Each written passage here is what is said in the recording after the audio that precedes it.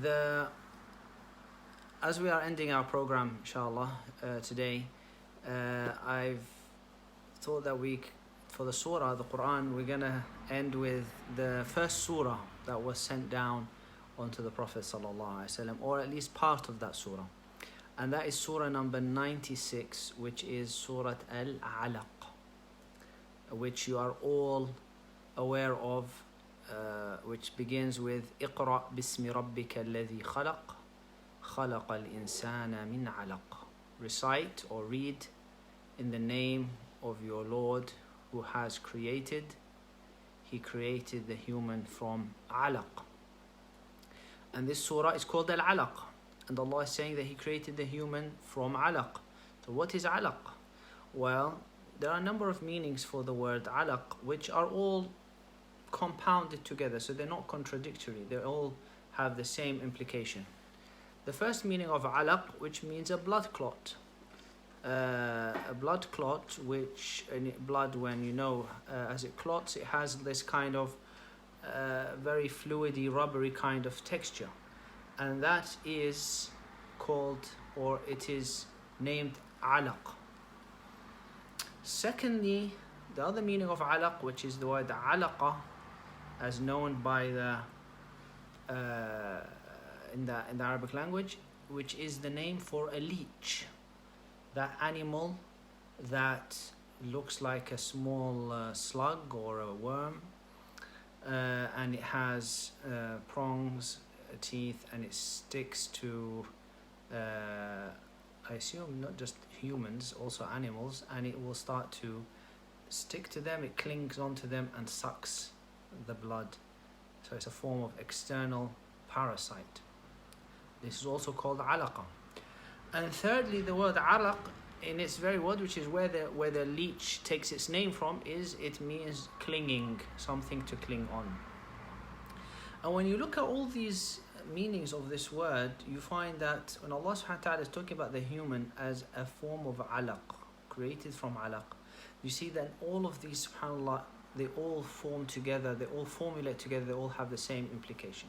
Because first of all, the human, when Allah subhanahu wa ta'ala creates the human in the womb of his mother, then he does have a shape like a leech. As the human embryo develops, it starts off looking very much like a leech. And this is something that has been shown with modern science, when I say modern, it's been about 100 years, through the invention of the microscope and being able to see the fetus, this very small embryo, even before it's become a fetus, very small embryo. It shows that it actually looks like this alaq. Secondly, it is also a blood clot, because that's the beginning of that creation is related to congealed blood, which is not, like one would think, is actually a sign of illness or sign of some injury, but it's actually here, it's about the beginning of life. And lastly, the meaning of alaq, which is to cling on, also that is the nature of the embryo. And the embryo does cling on to the mother's womb, and that's how it gets its nutrition. It is sucking. So not only does it look like a leech, but it's also behaving like a leech. It is feeding off the mother in a very positive way, because the mother actually is happy for her child to be nurturing and being nourished by her. And what is more profound is that the human not only behaves like a leech inside the womb, but also outside the womb as well. And that is probably the bigger meaning of the word alaq, relating to how we link to the dunya. Because the human, in regards to the dunya, is very much like a leech. First of all, he clings on to the dunya.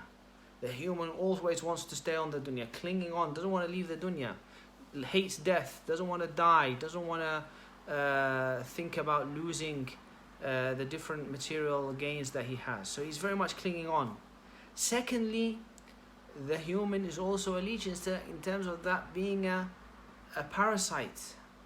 taking off the goodnesses. And I mean, a human as a race, we can see that as well. You know, we are taking from the earth, we are taking and consuming and, you know, working the earth as similar to a parasite would behave.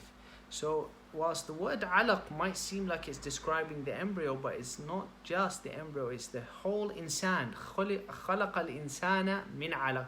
So the whole insan is behaving in that way.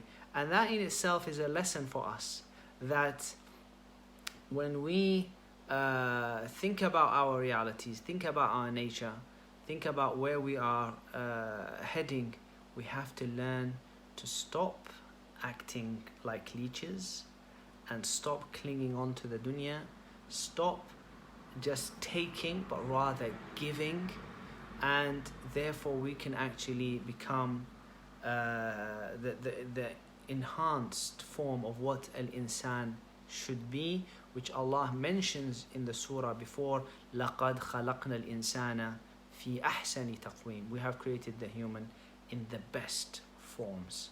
So we can, between being a best of forms and between being an alaq, there are many levels, many stages. You have to work hard to make sure that you are working towards the best of states, best of statures, best of conditions in your spiritual behavior, your akhlaq, your morals, etc. and so on.